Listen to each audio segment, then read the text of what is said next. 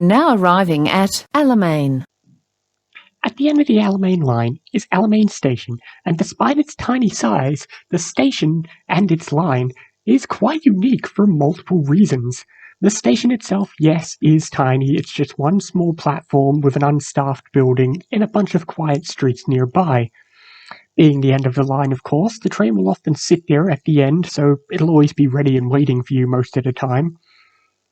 The station itself does get fairly decent frequencies, since even during the daytime in off-peak times, it can get roughly 15-minute frequencies, sometimes 20, but usually its frequencies are actually pretty good, despite its small line. But the unique part is the fact of, well, Alamein Station doesn't always go to Flinders Street. It's one of two lines that pulls a unique trick of, during off-peak times, it will instead originate from Camberwell Station. So if you're at Flinders Street during off-peak times, you may have to get a train and get a Belgrave or Lilydale train to Camberwell, wait for a minute on platform 3, and then take the train to Alamein. But that's because the line is just small. The line itself only has a few stations. The stations don't get too much patronage. It's a very quick line since they're all fairly close together too. And the line runs through the eastern suburbs, but the suburbs already are served by quite a few trams. It's not that far away from the Belgrave and Lilydale line, nor is it far away from the Glen Waverley line, so it's not covering too much ground that isn't already covered, so it doesn't get high patronage. It still is used. It still gets used. People still use it, but because of that, it isn't very used.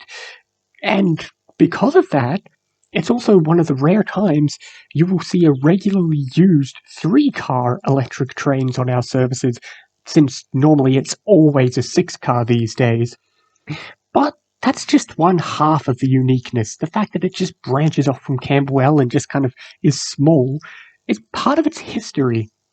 During the 19th century, what we call the Alamein line was actually part of a bigger line known as the Outer Circle line, which connected Camberwell to the Glen Waverley line and then even further beyond to what we would now consider the Pakenham line. So it used to be part of a line, but that line only lived for about a decade, and then they killed it off, and now the line just ends at Alamein. It's one of those many times where it's another one of those many examples where the end of the line didn't always be the end of the line. We've seen that quite a few times now, where the end of the line used to go on, and you can see clear evidence of it. If you were to step out the side the station, you'll immediately notice a very nice, interesting-looking walking trail called the Anniversary Trail. The trail pretty much goes along the alignment of what used to be the Outer Circle for at least quite a bit.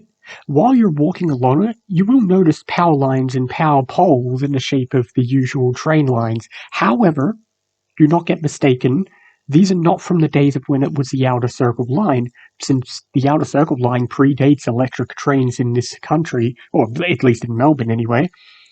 So instead, those lines exist purely to connect the Alamein line to the nearby Glen Waverley line, connecting the electricity. It's purely decorative as a way to connect the electricity more than anything else. Still, the path is a very nice path. Because it's got a lot of nature on both sides, it kind of protects you from the nearby houses.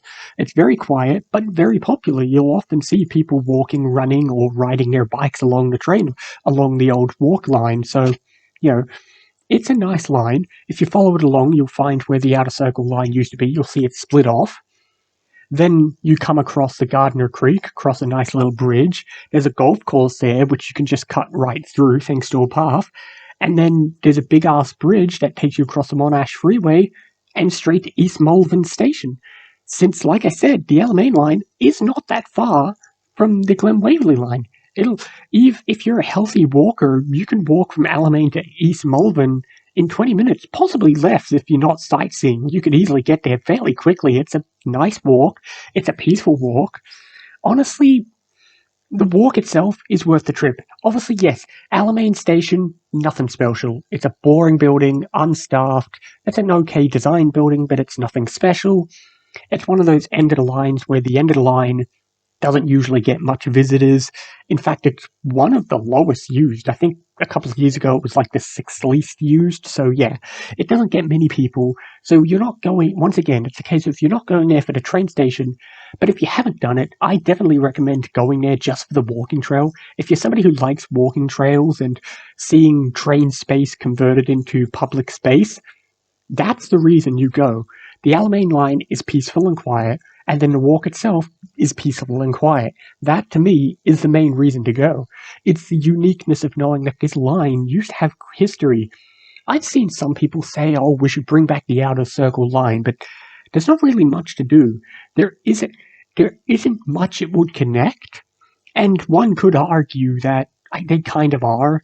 I mean, if you think about it, the outer circle line was kind of a very, very early precursor to the suburban rail loop, at least in the terms of connecting the eastern lines through a north running line. So, it kind of was the suburban rail loop before we ever had it. But nowadays, it's just a small line. But if you like nice walks and it's a nice day and you're bored, go to Alamein Station. I've done it a couple times and it's a nice walk. So yeah, you should go there.